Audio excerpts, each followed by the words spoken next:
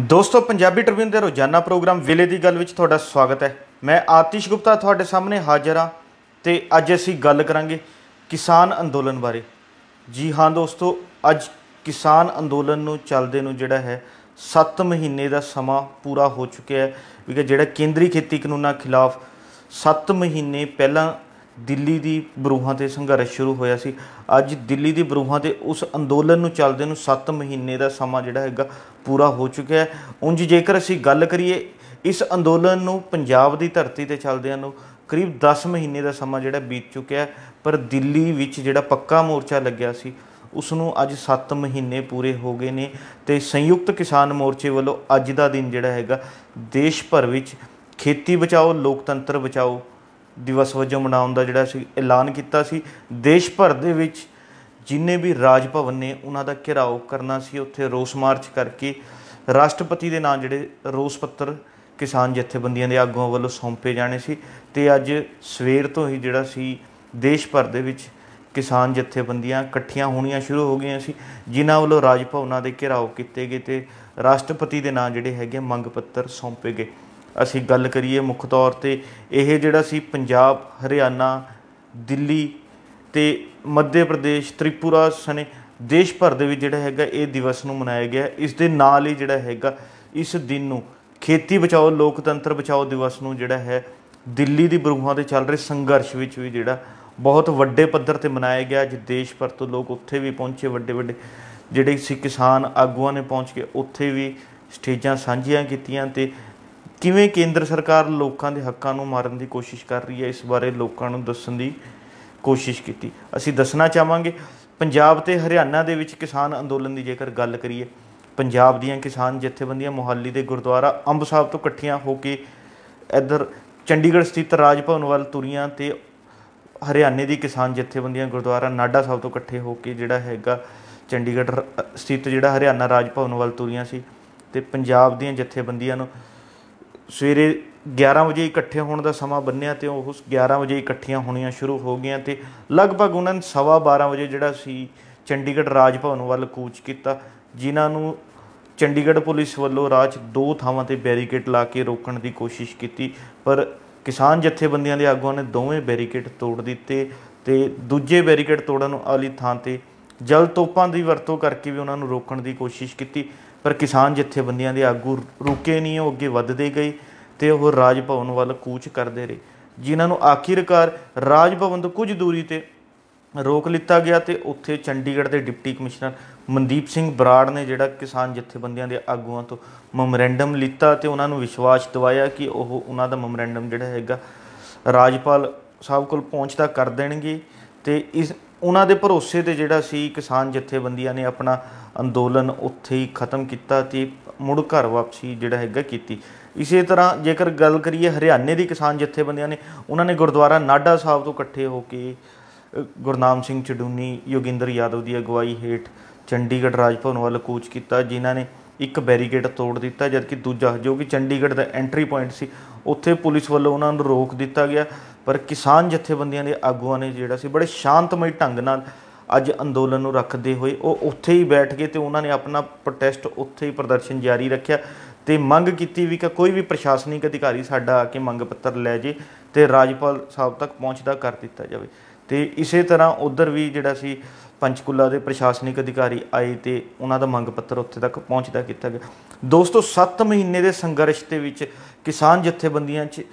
नित जिहड़ा हैगा एक नवा निखार देखने मिल रहा है। जेकर 7 महीनों बाद अज के दिन की गल करिए पंजाब की जथेबंदियां और हरियाणा की जथेबंदियां दे विच एक इस चीज़ की बड़ी ओह आई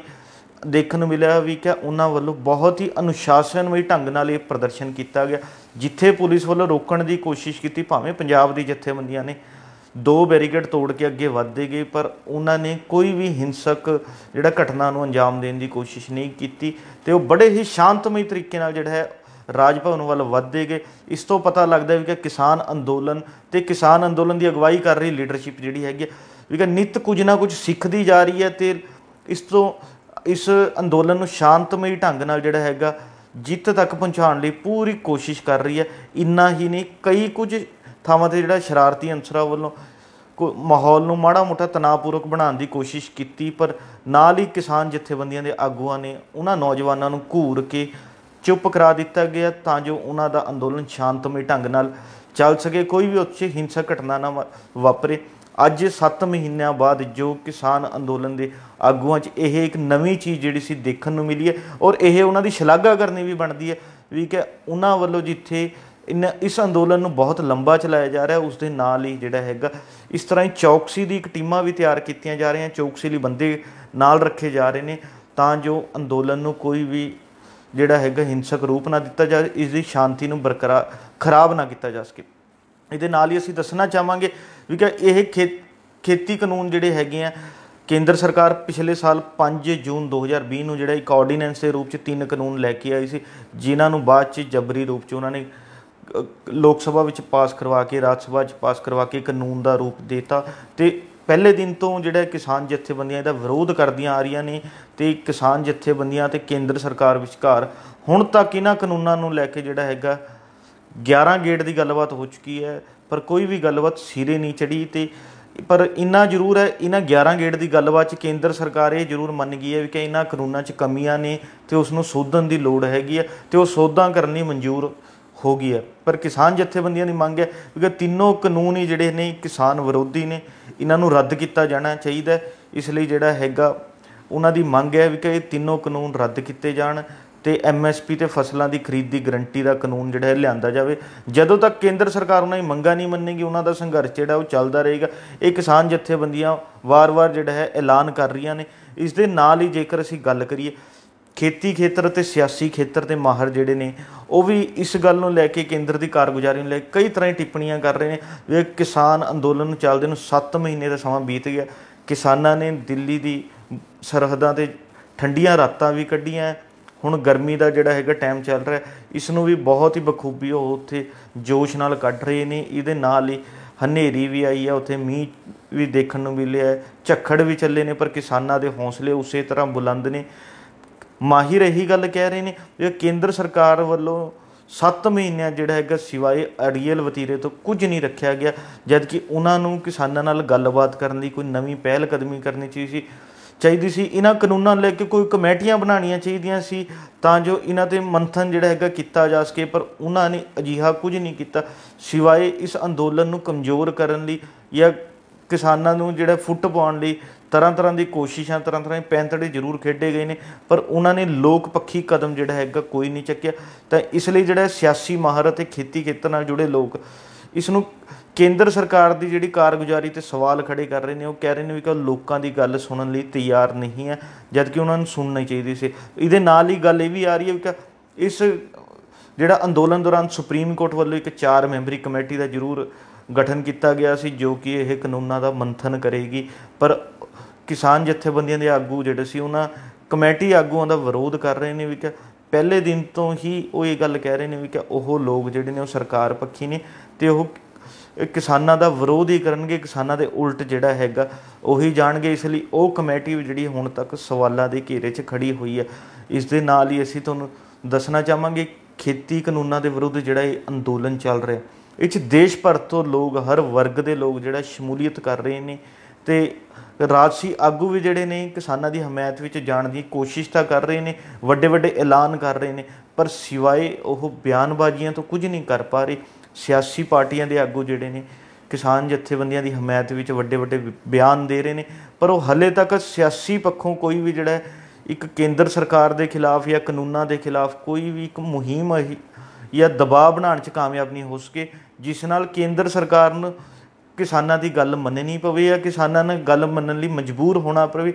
ਇਸ ਤਰ੍ਹਾਂ ਦਾ ਕੋਈ ਵੀ ਸਿਆਸੀ ਪਾਰਟੀ ਦੇ ਆਗੂ ਜਿਹੜੇ ਹੈਗੇ ਦਬਾਅ ਨਹੀਂ ਬਣਾ ਸਕੇ ਨੇ। ਇਸ ਤੋਂ ਪਤਾ ਲੱਗਦਾ ਵੀ ਕਿ ਮੌਜੂਦਾ ਸਮੇਂ ਦੇਸ਼ 'ਚ ਜਿਹੜਾ ਹੈਗਾ ਵਿਰੋਧੀ ਧਿਰ 'ਚ ਬੈਠੀਆਂ ਪਾਰਟੀਆਂ ਵੀ ਜਿਹੜੀਆਂ ਨੇ ਉਹ ਆਪਣੀ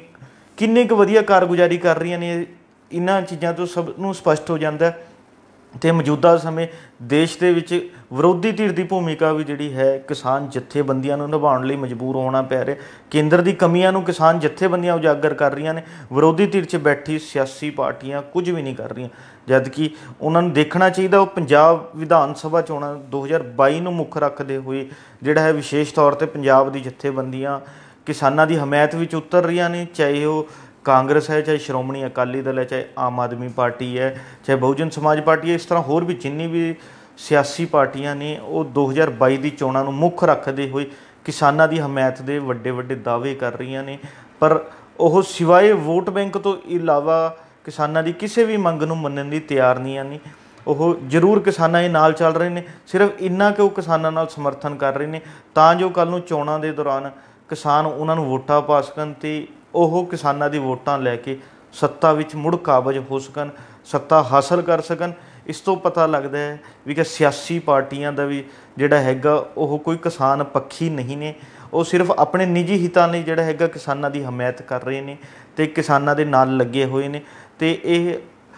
ਨਾਲ ਹੀ ਜਿਹੜਾ ਹੈਗਾ ਆਉਣ ਵਾਲੇ ਦਿਨਾਂ 'ਚ ਕਿਸਾਨ ਅੰਦੋਲਨ ਨੇ ਜਿਹੜਾ ਹੈਗਾ ਬਹੁਤ ਮਹੱਤਵਪੂਰਨ ਸਮਾਂ ਆ ਰਿਹਾ, ਕਿਉਂਕਿ ਇਸ ਤੋਂ ਪਹਿਲਾਂ 5 ਸੂਬਿਆਂ ਦੀ ਚੋਣਾਂ ਹੋ ਕੇ ਹਟੀਆਂ ਨੇ ਜਿੱਥੇ ਕਿਸਾਨ ਜਥੇਬੰਦੀਆਂ ਨੇ ਭਾਰਤੀ ਜਨਤਾ ਪਾਰਟੀ ਦੇ ਵਿਰੁੱਧ ਪ੍ਰਚਾਰ ਕੀਤਾ ਅਤੇ ਜਿਸ ਦੇ ਨਤੀਜੇ ਸਭ ਦੇ ਸਾਹਮਣੇ ਨੇ ਵੀ ਭਾਰਤੀ ਜਨਤਾ ਪਾਰਟੀ ਨੂੰ ਜ਼ਿਆਦਾਤਰ ਥਾਵਾਂ 'ਤੇ ਹਾਰ ਦਾ ਮੂੰਹ ਦੇਖਣਾ ਪਿਆ। ਇਸੇ ਤਰ੍ਹਾਂ ਹੁਣ ਪੰਜਾਬ ਦੀਆਂ ਚੋਣਾਂ, ਪੰਜਾਬ, ਉੱਤਰਾਖੰਡ, ਉੱਤਰ ਪ੍ਰਦੇਸ਼ ਸਣੇ ਹੋਰ ਵੀ ਜਿਹੜੇ 2 ਸੂਬੇ ਮਤਲਬ ਕੁੱਲ 5 ਸੂਬਿਆਂ ਦੀ ਚੋਣਾਂ ਸਾਲ 2022 ਦੇ ਵਿੱਚ ਹੋਣੀਆਂ ਨੇ ਅਤੇ ਕਿਸਾਨ ਜਥੇਬੰਦੀਆਂ ਨੇ ਐਲਾਨ ਕਰ ਦਿੱਤਾ ਵੀ ਕਿ ਜਿਹੜਾ ਅਸੀਂ ਇਹਨਾਂ 2022 ਦੀਆਂ ਚੋਣਾਂ ਦੇ ਵਿੱਚ ਵੀ ਭਾਰਤੀ ਜਨਤਾ ਪਾਰਟੀ ਦਾ ਵਿਰੋਧ ਕਰਾਂਗੇ ਤਾਂ ਜੋ ਇਹਨਾਂ 'ਤੇ ਕੇਂਦਰੀ ਖੇਤੀ ਕਾਨੂੰਨ ਰੱਦ ਕਰਨ ਦਾ ਦਬਾਅ ਬਣਾਇਆ ਜਾ ਸਕੇ।